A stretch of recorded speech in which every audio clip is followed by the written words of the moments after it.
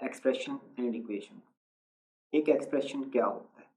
Expression में variable, constant numbers और operation symbol शामिल हो, ये सारे मिलकर एक एक्सप्रेशन बनाते हैं। अकेला वेरिएबल भी एक एक्सप्रेशन हो सकता है, एक नंबर भी एक्सप्रेशन हो सकता है। इनका कॉम्बिनेशन यानी कि ऑपरेशन सिंबल के ज़रिए इनको ज्वाइन कर दिया जाए तो वो मिलकर भी एक एक्सप्रेशन है। अब ये भी एक एक्सप्रेशन है। एक्सप्रेशन में इम्पॉर्टेंट चीज़ ये है कि इसमें इक्वल का, लेस देन या ग्रेटर देन का साइन नहीं होता।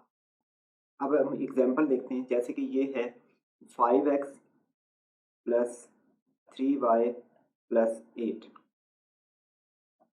इसमें ये देखें कि ये नंबर्स हैं 5, 3 और 8 और x और y इसमें वेरिएबल्स हैं, जबकि ऑपरेशन सिंबल इसमें प्लस का इस्तेमाल हुआ है। और आपको पता है कि ऑपरेशन सिंबल 4 होते हैं, प्लस, माइनस, मल्टीप्लिकेशन और डिवीजन। ये बेसिक ऑपरेशन सिंबल्स हैं जो अर्थमेटिक या अलजेब्रा में या मैथमेटिक्स में इस्तेमाल होते हैं। तो एक्सप्रेशन बेसिकली क्या बना? This is the combination of variables, constant numbers and operation symbols.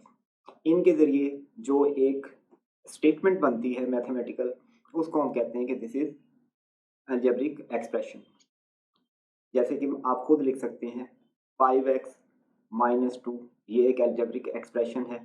याद रखें, मैं अगेन कह रहा हूँ कि इसमें इक्वल का साइन, लेस देन या इक्वल का साइन या ग्रेटर देन और इक्वल का sign, less than sign, greater than sign, ये नहीं होंगे। अगर इसमें इक्वल का साइन शामिल कर दिया जाए तो ये इक्वेशन बन जाएगी, और लेस देन और इक्वल इन चारों साइन में से कोई एक आ जाए तो ये इनइक्वालिटी बन जाएगी। ये इसके बगैर होती है, एक स्टेटमेंट होती है मैथमेटिक्स की कि जिसमें वेरिएबल, कांस्टेंट नंबर और ऑपरेशन सिंबल होते हैं। फिर देखते हैं टर्म क्या चीज़ है। कोई भी एक्सप्रेशन टर्म से मिलकर बनता है। जैसे अगर हम लिखें 5x, ये एक टर्म है। 5x प्लस 3, ये दो टर्म्स हैं, क्योंकि प्लस या माइनस इन दोनों से टर्म्स जो हैं वो सेपरेट होती हैं। अगर मल्टीप्लिकेशन हो तो अगर हम इस तरह लिखते हैं तो ये एक ही टर्म है, क्योंकि ये इक्वल हो जाएगी 15x के। लेकिन अगर प्लस या माइनस का साइन दरमियान में आ जाए तो वो टर्म सेपरेट हो जाती है। अब ये टर्म अलग है, ये टर्म अलग है, तो इस एक्सप्रेशन में टू टर्म्स हैं। तो टर्म्स क्या हुई? A term can be a sign number, plus या माइनस का कोई भी नंबर हो सकता है, एक वेरिएबल होगा जैसे कि इसमें x है, और एक कांस्टेंट या सिर्फ एक कांस्टेंट नंबर है, जैसे अगर हम सिर्फ 5 लिख देते हैं, 7 लिख देते हैं, तो ये भी एक टर्म है। और अगर 5 प्लस 3 लिखते हैं लेकिन दोनों कांस्टेंट नंबर हैं, ये दो टर्म है जो कि बाद में सिंप्लीफाई होकर 8 में वन टर्म में कन्वर्ट हो सकती है। और each term in an algebraic expression is separated by plus और माइनस साइन। याद रखें कि मल्टीप्लिकेशन और डिवीजन से टर्म सेपरेट नहीं होगी। अगर हम लिखते हैं 15x डिवाइडेड बाय 3, तो ये दो टर्म नहीं है, ये एक ही टर्म है, क्योंकि इसको हम इस तरह लिखेंगे और ये सिंप्लीफाई होकर 5x में कन्वर्ट हो जाएगी। फिर देखें कि इक्वेशन, अब यहाँ पर इक्वल का साइन मौजूद है, तो ये एक इक्वेशन है। इसके दोनों साइड पर अलजेब्रिक एक्सप्रेशंस होंगे। ये भी एक एक्सप्रेशन है और ये भी एक एक्सप्रेशन है। दरमियान में क्या है? इक्वल का साइन। तो ये एक इक्वेशन बन गई। इक्वेशन इक्वल के साइन के जरिए दो एक्सप्रेशंस को ज्वाइन करती है, इक्वलाइज करती है। अब देखेंगे इस इक्वेशन में क्या क्या चीज़ें शामिल हैं। इस साइड पर 5x प्लस 3y, ये एक एक्सप्रेशन है। इसमें क्या है? अगर हम देखते हैं 5x, तो x तो हो गया वेरिएबल, ये 5 जो है ये कांस्टेंट वैल्यू है, इसको हम कहते हैं कोफिशिएंट। वेरिएबल के साथ जो कांस्टेंट नंबर लगाया जाता है उसे कोफिशिएंट कहते हैं। वेरिएबल के साथ जो कांस्टेंट नंबर लगाया जाता है उसे कोफिशिएंट कहा जाता है। इसमें 5 भी कोफिशिएंट है और 3 भी, क्योंकि दोनों वेरिएबल के साथ लगे हैं। ये x वेरिएबल के साथ 5 है, ये x का कोफिशिएंट है। y वेरिएबल के साथ 3 लगा हुआ है, ये y का कोफिशिएंट है। और अगर कोई भी नंबर किसी वेरिएबल के साथ ना हो तो आपको इल्म है कि इसके साथ 1 होता है, जो कि शो नहीं किया जाता। तो इसमें x वेरिएबल y वेरिएबल हो गया, और इक्वल का साइन इक्वेशन बनाने के लिए, और 8 जो है कांस्टेंट नंबर है, ये वेरिएबल के साथ नहीं है, ये कांस्टेंट नंबर है। अब ये दो एक्सप्रेशन इक्वल हो रहे हैं इक्वल साइन के जरिए, तो ये एक इक्वेशन है। इसी टर्म की डिग्री उसके एक्सपोनेंट से जाहिर होती है। अगर हम कहते हैं एक्स स्क्वायर, तो ये एक टर्म है और इसकी डिग्री है 2, यानी कि जो एक्सपोनेंट होता है वही उसकी डिग्री कहलाती है। जैसे कि 8x स्क्वायर, इसकी डिग्री 2 है क्योंकि इस पर वेरिएबल पर एक्सपोनेंट है 2। 9x क्यूब में डिग्री है 3। और अगर किसी वेरिएबल पर कोई एक्सपोनेंट शो नहीं हो रहा तो आपको इल्म है कि इसके ऊपर 1 तो मौजूद है। तो अगर सिर्फ अकेला वेरिएबल लिखा है तो इसका मतलब है उसकी डिग्री 1 है। और इसी तरीके से अगर वेरिएबल है ही नहीं, मिसाल के तौर पर हम लिख देते हैं 3, हम एक पूरा एक्सप्रेशन लिखते हैं 5x + 3। देखिए इसमें ये टर्म है, ये टर्म है, इसकी डिग्री 1 है, इसकी डिग्री क्या है? तो एक्चुअली इसकी डिग्री 0 है, क्योंकि x की पावर 0 यहाँ पर आ सकता है और बल्कि होता है। किसी भी नंबर या वेरिएबल पर अगर पावर 0 हो, यानी कि उसका एक्सपोनेंट 0 हो, x की पावर 0, तो ये 1 के इक्वल होती है। तो अकेला जो 3 था उसके साथ अगर हम x की पावर 0 लगा देते हैं तो इसका मतलब है जैसे आप 1 से मल्टीप्लाई कर रहे हैं, 1 से मल्टीप्लिकेशन से 3 को कोई फर्क नहीं पड़ेगा। इसलिए अगर कोई कांस्टेंट नंबर है तो उसकी डिग्री होगी 0। जैसे अकेला 7 है तो हम कहेंगे कि इसकी डिग्री है 0। अच्छा, अगर किसी टर्म में मोर देन 1 वेरिएबल आ रहे हो, जैसे कि यहाँ पर ये टर्म शो की गई, तो डिग्री क्या होगी? तमाम एक्सपोनेंट को, तमाम वेरिएबल के एक्सपोनेंट्स को ऐड कर लें। जैसे कि इसमें आप देखें कि इसमें x की पावर है 3, y की पावर है 2 और z की है 1, तो इस टर्म की डिग्री होगी 6। फिर है एक्सप्रेशंस के नेम, उसमें नंबर ऑफ टर्म्स के लिहाज से, मसलन मोनोमियल जिसमें मोनो स्टैंड फॉर 1, तो मोनोमियल क्या होगा? जिसमें सिर्फ एक टर्म होगी। जैसे 5x एक टर्म है, तो ये एक मोनोमियल है। अकेला अगर 5x लिखा हुआ है तो आप कहेंगे ये मोनोमियल है, यानी कि इसमें एक ही टर्म है। 2xy ये एक टर्म है, अलहदा से लिखा हुआ है 2xy, तो ये पूरी एक टर्म है, तो ये मोनोमियल है। इसी तरह से ये भी एक टर्म है और ये भी एक टर्म है। कांस्टेंट नंबर भी एक टर्म होती है, तो -7 एक टर्म है, और क्योंकि सिर्फ एक टर्म है तो ये मोनोमियल है। फिर है बाइनोमियल, बाई स्टैंड फॉर 2, जिसमें 2 टर्म्स होंगी वो बाइनोमियल है। जैसे ये एक बाइनोमियल है, ये दूसरा बाइनोमियल है, ये तीसरा बाइनोमियल है, क्योंकि इन सब में दो दो टर्म है। एक टर्म x² -4xy² ये दूसरी टर्म है, 8 - 3x ये एक टर्म, ये दूसरी टर्म। ट्राइनोमियल जिसमें 3 टर्म्स होंगी, क्योंकि ट्राई स्टैंड फॉर 3, तो ये 3 टर्म्स पर कंसिस्टेड एक्सप्रेशन है, इसलिए ये ट्राइनोमियल है। ये भी ट्राइनोमियल है, ये भी ट्राइनोमियल। इसी तरीके से 4 होंगी तो क्वाड्रिनोमियल, ये सारे क्वाड्रिनोमियल्स हैं, क्योंकि इन सब में 4 टर्म्स हैं। और जनरल टर्म है पॉलिनोमियल, पॉलिनोमियल जिसमें नंबर ऑफ टर्म्स एक से ज़्यादा हो, यानी कि बाइनोमियल भी पॉलिनोमियल है, ट्राइनोमियल भी पॉलिनोमियल है। पॉली मीन मल्टीपल, यानी कि एक से ज़्यादा। तो जब एक से ज़्यादा टर्म्स हो तो वो 2 भी हो सकती हैं, 3 भी हो सकती हैं, 4 भी हो सकती हैं, 5 भी एंड सो ऑन। ये सारे पॉलिनोमियल्स होंगे।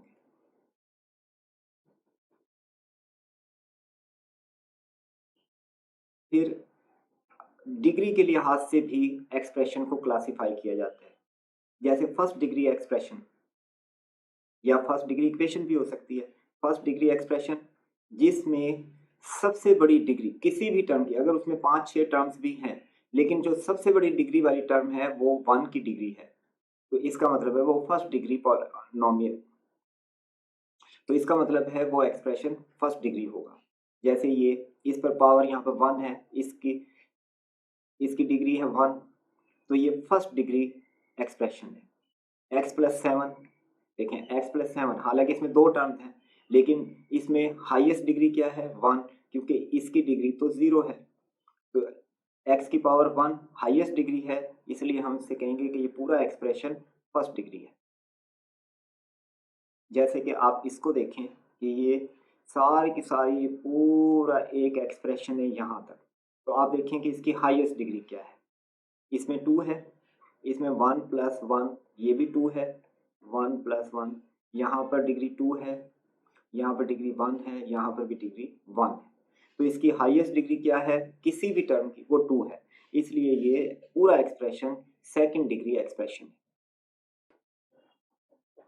अब आते हैं थर्ड डिग्री की तरफ, लेकिन जिसमें किसी भी टर्म की हाईएस्ट डिग्री 3 हो तो वो थर्ड डिग्री है, यानी कि पूरे एक्सप्रेशन में जो मैक्सिमम डिग्री किसी भी टर्म की हो सकती है अगर वो 3 है तो वो थर्ड डिग्री है। जैसे ये एक एक्सप्रेशन, अब इसमें देखेंगे इसकी डिग्री है 3, इसकी डिग्री है 1 प्लस 1 2, इसकी डिग्री भी 2, तो हाईएस्ट डिग्री किसी भी टर्म की क्या हुई 3, तो ये थर्ड डिग्री एक्सप्रेशन। इसी तरह से इस एक्सप्रेशन को देखें, इसमें इसकी डिग्री 2 है, इसकी 1 है, इसकी 3 है, तो हाईएस्ट डिग्री जो किसी भी टर्म की इसमें हो सकती है वो 3 है, इसलिए ये थर्ड डिग्री एक्सप्रेशन है। Algebraic expression based of number of variables. अब हम नंबर ऑफ वेरिएबल्स के लिहाज से क्लासिफाई करते हैं अलजेब्रिक एक्सप्रेशंस को।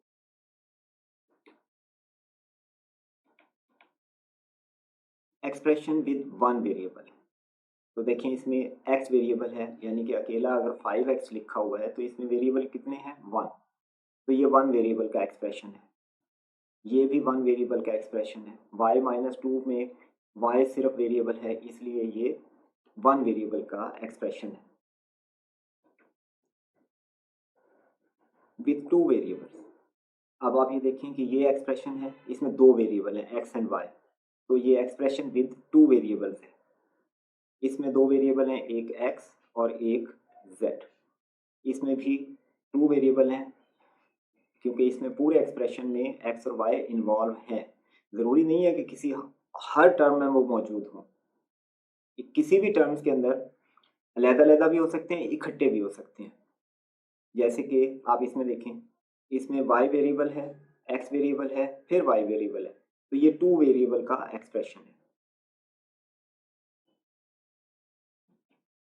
इसी तरीके से 3 वेरिएबल, जैसे ये x y z है, इस एक्सप्रेशन में देखें इसमें x भी है, y भी है, z भी है। इसी तरह से बाकी टर्म्स में भी देख सकते हैं कि कितने वेरिएबल मौजूद हैं।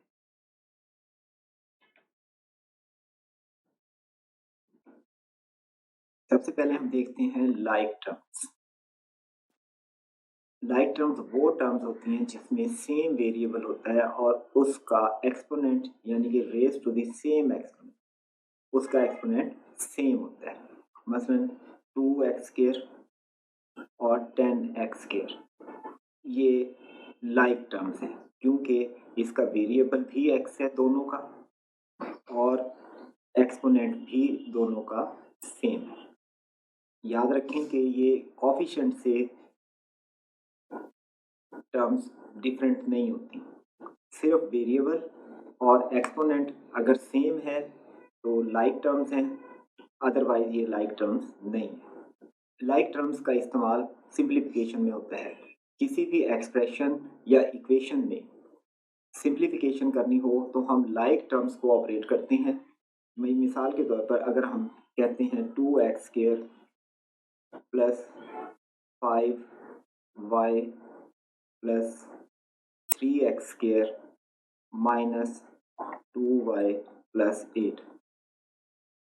तो इसमें लाइक टर्म्स कौन कौन सी हैं आप देखेंगे, ये और ये 3x स्क्वायर और 2x स्क्वायर ये दोनों लाइक टर्म्स हैं, तो आप इनको इकट्ठा कर लें। ये है 2x स्क्वायर और 3yx, 2x स्क्वायर और 3x स्क्वायर, इन दोनों को आप ऐड करेंगे तो 2 प्लस 3, यानी कि लाइक टर्म्स को जब हम प्लस या माइनस करते हैं तो उनके कोफिशिएंट्स को प्लस या माइनस कर लें।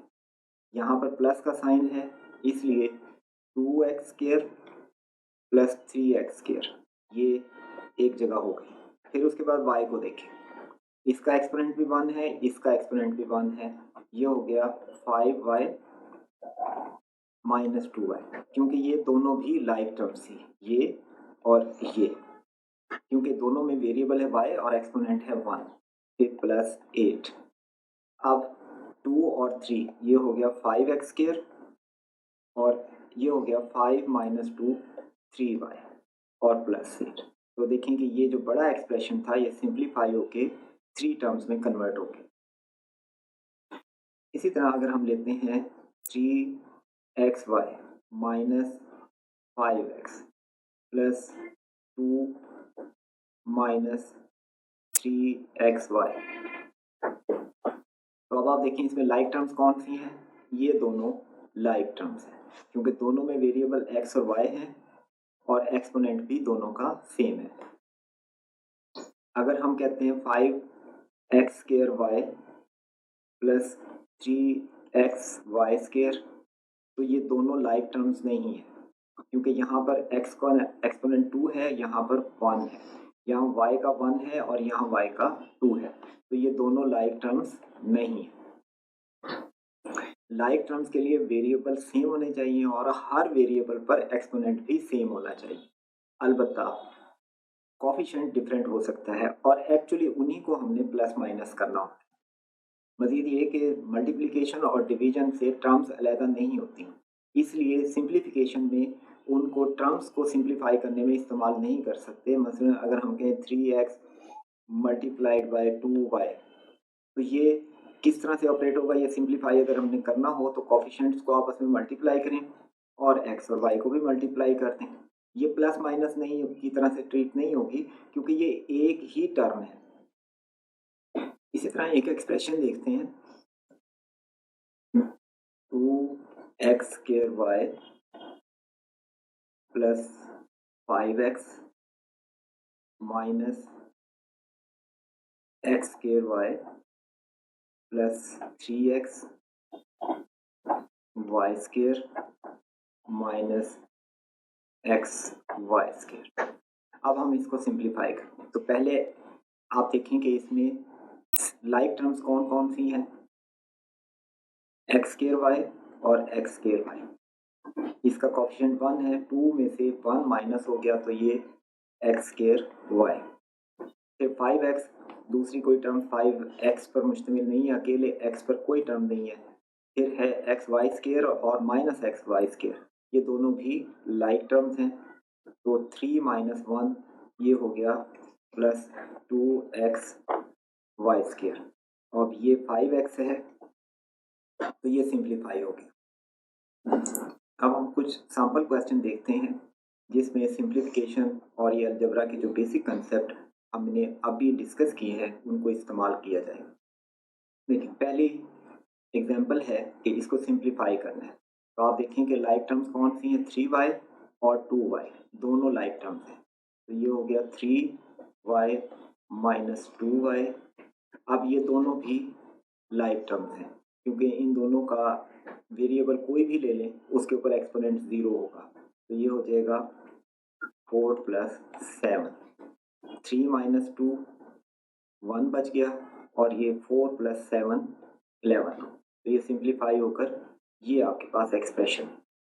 अब इसमें आप पेमडॉस पहले अप्लाई करेंगे क्योंकि ब्रैकेट्स मौजूद हैं, लेकिन ब्रैकेट में कोई भी सिंप्लीफाई होने वाली टर्म नहीं है क्योंकि हर ब्रैकेट में डिफरेंट टर्म्स हैं, लाइक टर्म्स नहीं है। लेकिन ब्रैकेट को एज ए होल देखें तो y माइनस 1 और कोई भी टर्म ब्रैकेट में मौजूद है, तो इसलिए आप सिंपल ऑपरेट करेंगे। पहले ब्रैकेट को एक्सपेंड कर दें, 5 से मल्टीप्लाई करेंगे, 5y minus 5 minus 6y plus 15 minus 1 plus 3y। ये आपने कोफिशिएंट्स को ब्रैकेट में मौजूद टर्म से मल्टीप्लाई कर। अब इसमें देखें लाइक टर्म्स 5y और 6y और 3y, ये सारी लाइक टर्म्स हैं। 5y minus 6y plus 3y, ये लाइक टर्म्स आ गई। फिर -5 प्लस 15 माइनस 1, ये हमने लाइक टर्म्स को इकट्ठा कर दिया। फिर उसके बाद 5 माइनस 6 माइनस 1 प्लस 3, ये बच गया 2y, और -5 प्लस 15 10 माइनस 1 प्लस 9, ये एक्सप्रेशन सिंप्लीफाई हो गई। अब हमने इस एक्सप्रेशन को सिंप्लीफाई करना है, तो इसमें हम एलसीएम यूज़ कर सकते हैं, या फिर हमारे पास जो क्रॉस मल्टीप्लिकेशन वाला मेथड जो हमने अर्थमेटिक में पढ़ा था कि a/b प्लस माइनस c/d, ये अप्लाई कर सकते हैं कि क्रॉस मल्टीप्लाई और नीचे वाले आपस में मल्टीप्लाई। तो इसके नीचे आप समझ लें 1 है, तो क्रॉस मल्टीप्लाई करें, इसको इससे मल्टीप्लाई करें, ये हो जाएगा 2, और माइनस ये x माइनस 1 10 से मल्टीप्लाई हो गया, x माइनस 1, और नीचे 1 और ब्रैकेट में मौजूद को मल्टीप्लाई करेंगे तो x माइनस 1। मल्टीप्लिकेशन मेथड ही लगाएं इसे, तो नीचे आपके पास आ जाएगा 5 इंटू 7x प्लस 1, फिर 5 को उससे मल्टीप्लाई करेंगे 8x माइनस 5 माइनस 4 इंटू, अब ये 4 से मल्टीप्लाई होगा 7x प्लस 1। अब ब्रैकेट्स को एक्सपेंड करें तो 5 into 8 40 minus 25, 5 into 5 25 minus 28x minus 4, और नीचे आपके पास आ जाता है, लेकिन इसको सिंप्लीफाई करने की ज़रूरत नहीं होती।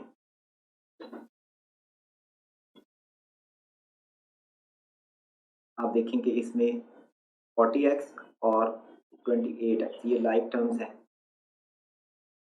तो ये हो गया 40x minus 28x minus 25 minus 4 over 35x plus 5। अगर आप इसे सिंप्लीफाई करें तो ये हो जाएगा 12x माइनस 29, क्योंकि दोनों माइनस के थे तो ऐड कर कर साइन जो है नेगेटिव आ गया, 35x प्लस 5। ये आपके पास सिंप्लीफाइड आंसर है। वैल्यूएटिंग एक्सप्रेशन में हमने मालूम करना होता है कि किसी एक्सप्रेशन की न्यूमेरिकल वैल्यू क्या है जबकि वेरिएबल की वैल्यू दी गई होती है। तो इसको समझने के लिए हम एग्जांपल्स लेते हैं। मसलन ये आपके पास एक्सप्रेशन है, इसकी वैल्यू बतानी है जबकि x की वैल्यू 2 हो, तो क्या होगा 7x प्लस 2। तो अब x की वैल्यू है 2, तो आप x की जगह पर 2 लेना, ये हो गया 14 प्लस 2। इस एक्सप्रेशन की वैल्यू 16 है when the value of x is equal to 2 है। अब इसके लिए मजीद सैम्पल क्वेश्चन देखते हैं। अब इस एग्जांपल में देखें, हमने इस एक्सप्रेशन की वैल्यू बतानी है जबकि x की वैल्यू 6 है। तो एक्सप्रेशन है x/2 माइनस x/3 माइनस 8। अब इसकी वैल्यू हमने बतानी है जबकि x की वैल्यू 6 है, तो हम x की वैल्यू 6 इसमें पुट कर देते हैं। तो x की जगह 6 आ गया डिवाइडेड बाय 2 माइनस x की जगह 6 आ गया बाय 3 माइनस 8। अब 6/2 3 हो गया और 6/3 2 हो गया माइनस 8, तो ये इक्वल हो गया 1 minus 8 is equal to minus 7। तो इस एक्सप्रेशन की वैल्यू है -7 एट x = 6। ये हमारे पास एक एक्सप्रेशन है और इसकी वैल्यू हमने बतानी है जबकि m की वैल्यू 23 है। तो अब इस पूरे एक्सप्रेशन में जहां पर भी m आ रहा है उसकी जगह आप 23 इंसर्ट कर दें। तो ये जाएगा 23 - 8/3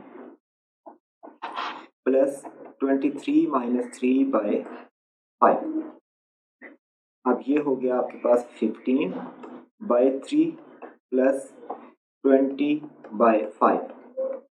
तो ये इक्वल होगा 15/3 हो गया 5 और 20/5 = 4। तो एक्सप्रेशन की वैल्यू 9 आ गई जबकि m की वैल्यू 23 है। अब ये एक मैथमेटिकल स्टेटमेंट है, इसमें हमने सबसे पहले एक्सप्रेशन डेवलप करना है और फिर व्हाट इज x बताना है हमें। Twice the sum of x and 25, twice इसका ट्वाइस इज 80। ये हमारे पास एक इक्वेशन बन गई। इसमें हमने x की वैल्यू फाइंड आउट करनी है। तो पहले ब्रैकेट को ऑपरेट करते हैं। ये हो गया 2x + 50 = 80। अब 50 दूसरे साइड पर जाकर माइनस हो जाएगा, तो ये होगा 2x = 80 - 50 = 30। आप दोनों साइड पर x से डिवाइड कर दें, तो ये हो गया x की वैल्यू आपके पास आ गई 15।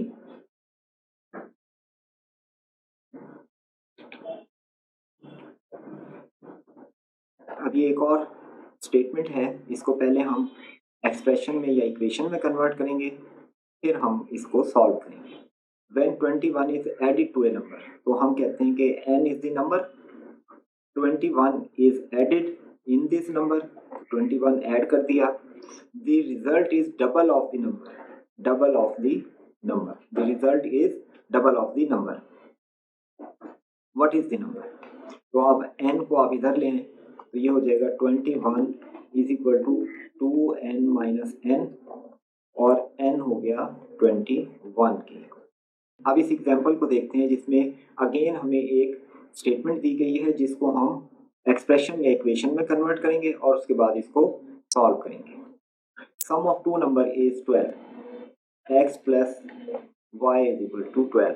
यानी कि उसने कहा था कि two number, sum of two numbers, तो हमने x और y टू नंबर सपोज कर लिए, उनका सम लिया इज 12 और उसको 12 के इक्वल कर दिया। एंड देयर प्रोडक्ट इज 27, दोनों का प्रोडक्ट 27 है। Square of the numbers, what is the square of the, यानी कि अब हमने बताना क्या है, x square plus y square, ये हमने मालूम करना है। तो इसके लिए हम क्या करते हैं, x + y का स्केयर लें, यानी कि ये जो हमें मिला है इसका दोनों साइड पर से स्केयर कर लें। इस तरह की हम पहले क्वेश्चन कर चुके हैं जब हम इस टॉपिक फार्मूले वाले टॉपिक को डिस्कस कर रहे थे। ये आ गया x square plus y square plus 2xy = 144, 12 का स्केयर। अब xy हमारे पास है, तो ये हो गया x square plus y square plus 2 × 27 = 144। ये हो जाएगा x square plus y square plus 54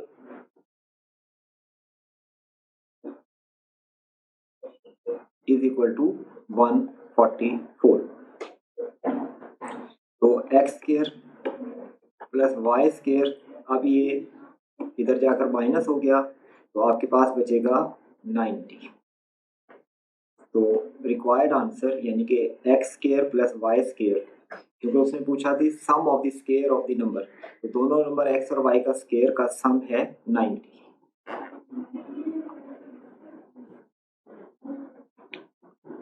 solve करते हैं तो किस तरह करेंगे, कि पहले x हो, इसको पूरी ब्रैकेट में, सेकंड ब्रैकेट में जो कुछ है उसे x से मल्टीप्लाई करेंगे, x into x square minus 2x plus 5, फिर ये प्लस का साइन, फिर 3 से पूरी ब्रैकेट को मल्टीप्लाई करना है। अब x को मल्टीप्लाई करते हैं तो ये हो गया x square into x cube minus 2x square plus 5x। अब इसको 3 को मल्टीप्लाई करें प्लस 15। अब लाइक टर्म्स इकट्ठी करें, ये लाइक टर्म है 2x स्क्वायर की, फिर x वाली आ जाएंगी 5x माइनस 6x प्लस 15। अब x3 कोई और नहीं है, ये ऐसे ही रहेगा, यहाँ पर -2 और ये +3, लाइक टर्म्स में ये प्लस 1x स्क्वायर बच गया, फिर 5x minus 6x minus x आ गया और प्लस 15। ये सिंप्लीफाई होकर आपके सामने। अब देखिए ये एक ट्रिकी क्वेश्चन है, इसमें क्या ट्रिक मौजूद है कि देखिए इधर 2x पॉजिटिव साइड पर है और इधर 2x नेगेटिव साइड पर है, इधर 3 नेगेटिव है, इधर ये पॉजिटिव है, तो ये हो जाएगा 2x minus 3 over minus 2x plus 3। तो आप देखें कि नीचे सिर्फ माइनस का डिफरेंस है, यानी कि इसको हम इस तरह लिख सकते हैं कि इसमें से -1 आप कॉमन ले लें, तो ये हो जाएगा 2x प्लस का हो गया और 3 माइनस का। तो अब ये ऊपर 2x माइनस 3 और नीचे 2x माइनस 3, ये पूरा कैंसिल, तो आपके पास क्या आ गया 1 ओवर -1 जो कि -1 के। फैक्टर, पहले देखते हैं कि फैक्टर किसको कहते हैं। फैक्टर का मतलब होता है कोई ऐसा नंबर या एक्सप्रेशन जो दूसरे एक्सप्रेशन को कंप्लीटली डिवाइड कर सकता हो। मिसाल के तौर पर 15 है, इसे आप एक्सप्रेशन भी कह सकते हैं, इसे आप नंबर भी कह सकते हैं। तो ये देखें कि ये 5 से भी डिवाइड होता है और 3 से भी डिवाइड होता है, ये 5 से भी डिवाइड हो सकता है और 3 से भी डिवाइड हो सकता है। तो हम कहेंगे कि 5 is the factor of 5 is the factor of 15। इसी तरह से 3 is also the factor of 15, यानी कि वो नंबर या एक्सप्रेशन जो किसी दूसरे नंबर या एक्सप्रेशन को कंप्लीटली डिवाइड कर दे, वो उसका फैक्टर कहलाता है। अलजबरा में फैक्टरिंग से मुराद होती है कि किसी एक्सप्रेशन को उसके फैक्टर्स में कन्वर्ट कर देना। जैसे कि अगर हम कहें x square minus y square, तो इसके फैक्टर क्या हो सकते हैं, एक्स प्लस वाई और एक्स माइनस वाई। अब इसके दो फैक्टर होंगे, ये एक्स प्लस वाई भी इसको डिवाइड करेगा और एक्स माइनस वाई भी इसको डिवाइड करेगा। अब फैक्टर्स में कन्वर्ट करने के डिफरेंट तरीके हैं, उसमें स्प्लिटिंग द मिडल टर्म, कि किसी एक टर्म को स्प्लिट करके दो टर्म्स में बदल देते हैं और फिर उसको फैक्टर्स में कन्वर्ट करते हैं। फिर या कोई फार्मूला इस्तेमाल करते हैं, जैसे कि मैंने यहाँ पर ए माइनस ए स्क्वायर माइनस बी स्क्वायर का फार्मूला यूज़ किया था, क्वाड्रेटिक फार्मूले को भी यूज़ किया जा सकता है, फिर अलजेब्रिक आइडेंटिटी भी यूज़ होती है। तो फैक्टरिंग खास तौर पर इंपॉर्टेंट होती है क्वाड्रेटिक इक्वेशन में। देखिए अब a x square plus b x plus c is equal to 0, ये एक स्टैंडर्ड क्वाड्रेटिक इक्वेशन है। अब इसको अगर हम फैक्टराइज करें तो क्या होगा, find two number such that their product is equal to a c and sum is equal to b. तो पहला क्या होगा कि हम नंबर इसको और इनको दोनों को मल्टीप्लाई करते हैं, यानी कि इनका जो प्रोडक्ट आएगा उसके दो हिस्से किए जाते हैं कि जिनको सम करें तो वो बी आ जाए। यानी कि इसको, इस इक्वेशन को जब हम फैक्टराइजेशन की तरफ ले जाते हैं तो ये सिचुएशन होती है कि ए एक्स स्क्वायर प्लस एक नंबर इंटू एक्स, दूसरा नंबर इंटू एक्स प्लस सी। ये नंबर 1 और नंबर 2 कहाँ से आए? ये ए सी के दो हिस्से किए गए, ए इंटू सी करके जो नंबर आया उसके दो हिस्से करते हैं और उन दोनों को इस तरह से हम इक्वेशन में इंसर्ट कर देते हैं और फिर इसमें से कॉमन फैक्टर निकाल लेते हैं। इसको, इसकी एक्सप्लेनेशन के लिए हम इस एग्जांपल को यूज करते हैं।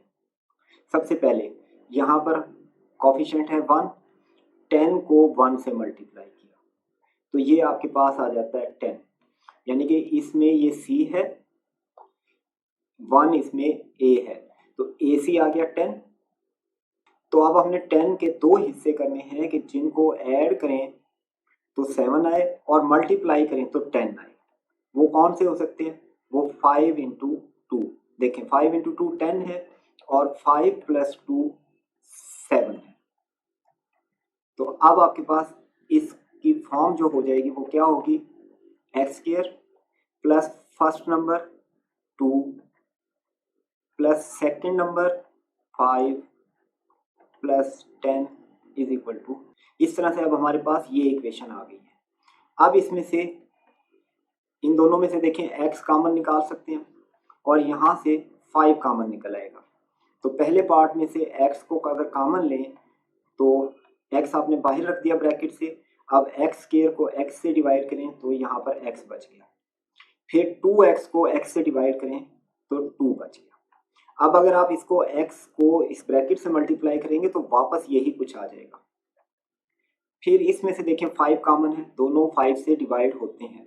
जैसे ये दोनों x से डिवाइड होते थे इसी तरीके से 5x प्लस 10 5 से डिवाइड होते हैं दोनों, तो 5 कॉमन ले लें आप। अब 5 से 5x को डिवाइड करें तो x बच गया, 10 को 5 से डिवाइड करें तो 2 बच गया। अब देखें ये आपके पास एक टर्म है, ये दूसरी टर्म है, इन दोनों में कॉमन क्या है? x प्लस 2, तो x प्लस 2 को आप कॉमन ले लें।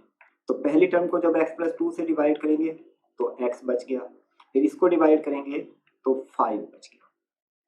देखें अब आपने इस इक्वेशन को दो फैक्टर्स में कन्वर्ट कर दिया। अब अगर आप इन दोनों फैक्टर्स को मल्टीप्लाई करेंगे तो वापस उसी इक्वेशन पर पहुंच जाएंगे। अब हम इस इक्वेशन को फैक्टराइज करते हैं। देखिए इक्वेशन है x square minus 15x plus 50।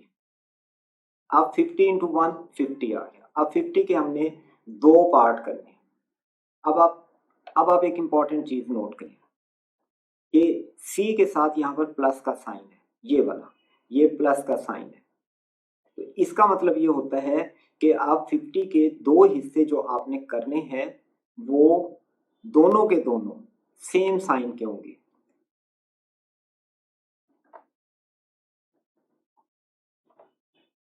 यानी कि दोनों या तो पॉजिटिव होंगे या दोनों नेगेटिव होंगे। अब वो पॉजिटिव होंगे या नेगेटिव, तो फिर हम इसको देखते हैं।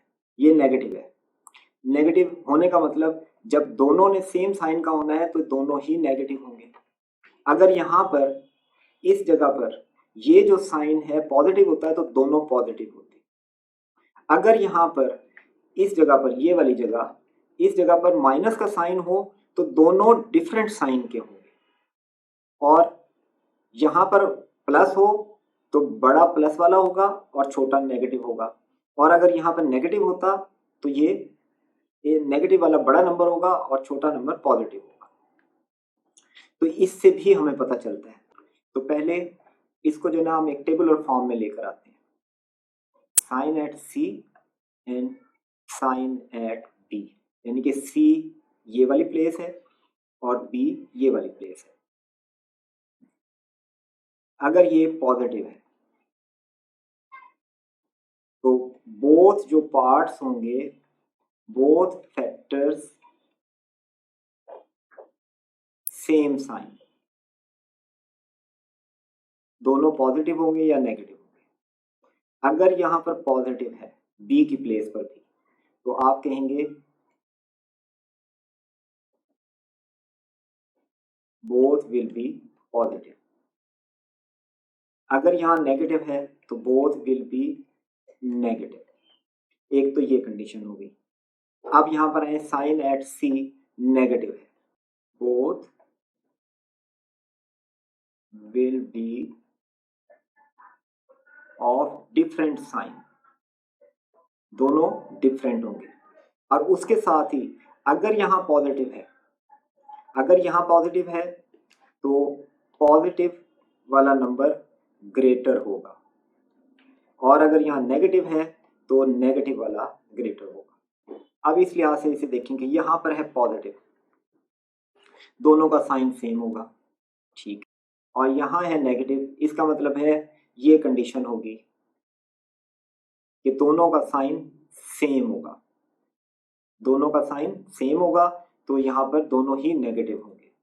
अब हम 50 के दो पार्ट करते हैं, देखें वो हो सकते हैं 5 और 10, क्योंकि जब इनको ऐड करेंगे तो 15 आ जाएगा, और मल्टीप्लाई करेंगे तो 50 आ जाएगा, और दोनों नेगेटिव लेने होंगे, क्योंकि जब इनका प्रोडक्ट होगा तो वो +50 में भी आ जाएगा। तो इसका मतलब है दोनों फैक्टर्स हो गए 5 और 10। तो अब हम इसको इस तरह से लिखते हैं,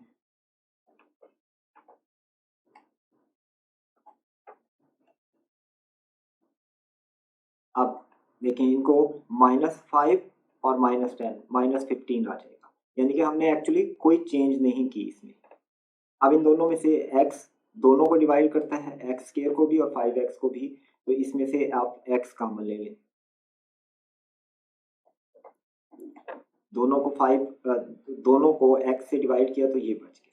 यहाँ देखें तो ये दोनों 10 से डिवाइड होते हैं। अब आप ये देखेंगे आपने माइनस भी बाहर रखा है, तो ब्रैकेट में साइन भी चेंज होगा, तो ये x -5 आ गया, क्योंकि माइनस आपने बाहर रखा है, तो ये जब माइनस इससे मल्टीप्लाई होगा तो ये 50 हो जाएगा, इसलिए माइनस जब निकालते हैं तो अंदर वाला साइन चेंज हो जाता है। और एक्चुअली तो ये भी चेंज हुआ है क्योंकि ये +x हो गया, लेकिन जब ये -10 से मल्टीप्लाई होगा तो वही -10 आ जाएगा। अब इन दोनों में कॉमन क्या है, x -5, तो x -5 को आप कॉमन ले लें, तो इधर x -10 बचे। अब ये दोनों फैक्टर्स किस एक्सप्रेशन के लिए हैं, इसके लिए, यानी कि ये दोनों x -5 और x -10 इस एक्सप्रेशन को डिवाइड कर सकते हैं। अब यहाँ पर अभी हमने एक्सप्रेशन को फैक्टर्स में तब्दील करना है, तो अगेन यहाँ पर है नेगेटिव, और पहले आप मल्टीप्लाई करें 8 को 1 से, तो 8। अब हमने 8 के दो पार्ट करने हैं, और साइन क्योंकि c का है नेगेटिव, तो दोनों डिफरेंट साइन के होंगे। यहाँ पर माइनस है, इसका मतलब है नेगेटिव नंबर ग्रेटर होगा। तो आप देखें कि कौन से नंबर ऐसे हैं जो माइनस करने से, क्योंकि यहाँ पर c पर माइनस आ रहा है तो डिफरेंट साइन होगा। डिफरेंट साइन का मतलब क्या है कि उन्हें माइनस करने से आपने -2 लेकर आना है। 8 के दो डिफरेंट पार्ट्स कौन से हो सकते हैं, 2 और 4, क्योंकि इन्हें आप मल्टीप्लाई करें तो 8 आता है, और अगर इसमें से हम -4 रखें क्योंकि हमने डिफरेंट साइन लेना है, और ग्रेटर को हमने नेगेटिव रखना है, और 2 को पॉजिटिव रखें, तो आप देखेंगे मल्टीप्लाई करेंगे -8 आ जाएगा, और जब इनको ऐड करेंगे तो -2 आ जाएगा। तो अब ये एक्सप्रेशन किस में कन्वर्ट हो गया, x² -4x + 2x -8। अब यहाँ से x² -4x x से डिवाइड होता है, कॉमन ले लें, ये 2 से डिवाइड होते हैं दोनों, तो x -4। अब x -4 आपने कॉमन लिया, और इधर x + 2 बच गया। ये इसके फैक्टर्स आ गए। अब देखते हैं कि गिवन चॉइस में कौन सा इसके इक्वल है। तो हमें जो एक्सप्रेशन दिया गया वो है 2c² + 5cd - 3d²। अब 3 को 2 से मल्टीप्लाई करें, ये आ गया 6। यहाँ पर नेगेटिव साइन है c की प्लेस पर, इसका मतलब है डिफरेंट साइन होंगे, और यहाँ पर प्लस है, प्लस वाला बड़ा होगा। तो देखें कि मल्टीप्लाई करने से 6 आए, सब्ट्रैक्ट करने से 5 आ जाए। अब देखें कि प्रोडक्ट लेना है हमने 6 के इक्वल, यानी कि दो नंबर ऐसे हों जिनको मल्टीप्लाई करें तो 6 आए और उनका डिफरेंस लें तो 5 आए, तो ये हो सकता है 6 and 1, क्योंकि 6 into 1 6 हो गया और डिफरेंस इनका ये 5 हो गया। तो हम कहेंगे 2c² plus 6cd minus cd minus 3d²। अब यहाँ से आप कॉमन लेंगे, देखें ये किससे डिवाइड हो रहा है, 2c से ये दोनों डिवाइड होते हैं, ये दोनों 2c से डिवाइड हो जाते हैं, तो ये आ गया 2c common, c plus 3d और इधर से माइनस d कॉमन होगा, d कॉमन ले लिया हमने तो ये c प्लस का हो गया और ये भी प्लस का हो गया, क्योंकि d कॉमन है तो 3d बच गया। अब c प्लस 3d कॉमन है तो c प्लस 3d ये कॉमन आ गया और इधर बच गया 2c माइनस d। इसको सॉल्व करते हुए आप कंफ्यूज हो रहे होंगे कि c d ये तो उस फॉर्म में नहीं है जो स्टैंडर्ड फॉर्म है, स्टैंडर्ड फॉर्म तो ये है ax² plus bx plus c, तो एक्चुअली ये उसी फॉर्म में है, सिर्फ क्या है कि x की जगह पर हमने c को कंसीडर किया है और d जो है वो कोई नंबर है, आप इसे नंबर समझ लें, तो एक्चुअली ये c के साथ है। तो देखिए मैं इसी इक्वेशन को c की जगह मैं x लूंगा तो ये हो जाएगा 2x² प्लस अब 5d b की जगह आएगा 5d और इसके साथ ये x और माइनस 3d² ये c की जगह पर है। अब हम इस एक्सप्रेशन को सॉल्व करते हैं जो कि दिया गया है 5t3 माइनस 20t। देखें इसमें कोई फैक्टर ऐसा है जो इन दोनों को डिवाइड करता हो, यस नंबर 1 4 से ये दोनों डिवाइड होती हैं, फिर दोनों टर्म्स t से भी डिवाइड होते हैं, तो हम 4t इसमें से कॉमन ले लेते हैं, यानी कि जो दोनों टर्म्स को डिवाइड करने वाला है वो इसका फैक्टर बन सकता है। तो 4 भी इन दोनों को डिवाइड करता है, t भी दोनों को डिवाइड करता है, वो हमने 4t कॉमन ले लिया, तो बाकी क्या बचा 4t³ को 4t से डिवाइड करेंगे तो t² बच गया। जब हम 20t को 4t से डिवाइड करेंगे तो माइनस 5 बच गया। तो ये आपके पास फैक्टराइजेशन होगी, एक फैक्टर इसका 4t है और दूसरा फैक्टर है t² माइनस 5। अब हमारे पास ये एक्सप्रेशन है, इसको हमने सिंप्लीफाई करना है फैक्टराइजेशन से। तो आप देखें कि ऊपर जो दिया हुआ है इसको फैक्टराइज करते हैं, यानी कि इसके न्यूमरेटर को फैक्टराइज करते हैं।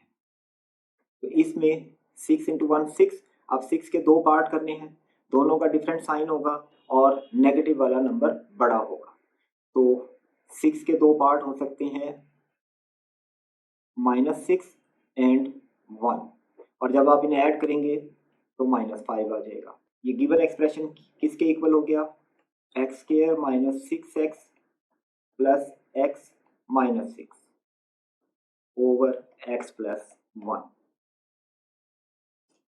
अब इन दोनों में से x कॉमन निकाल सकते हैं हम, तो ये हो गया x माइनस 6, इधर से आप 1 कॉमन ले लें तो ये हो जाएगा x minus 6 over x plus 1। अब यहाँ से x माइनस 6 कॉमन आ गया और बाकी बच गया x plus 1 divided by x plus 1। तो आप देखेंगे ये इससे कैंसिल हुआ और आपके पास आंसर है x माइनस 6, यानी कि ये फुल एक्सप्रेशन किसके इक्वल है, x माइनस 6 के, जो कि ऑप्शन ए में दिया गया। अब इस इक्वेशन को हम फैक्टराइज करते हैं, 4x² minus 12x plus 9 is equal to 0, तो 9 इंटू 4 36, यहाँ पर प्लस है, इसका मतलब हुआ दोनों का सेम साइन होगा और दोनों नेगेटिव होंगे, तो फैक्टर बनाए इसके 36 के, तो ये 6 एंड 6 बन सकते हैं क्योंकि इनको ऐड करेंगे तो 12 हो जाएगा, ये 36 और -6 -6 -12 जो कि ये दिया हुआ है। अगर इसको भी माइनस ले लें तब भी 36 ही आएगा। अब हम इसको इस तरह से लिख सकते हैं,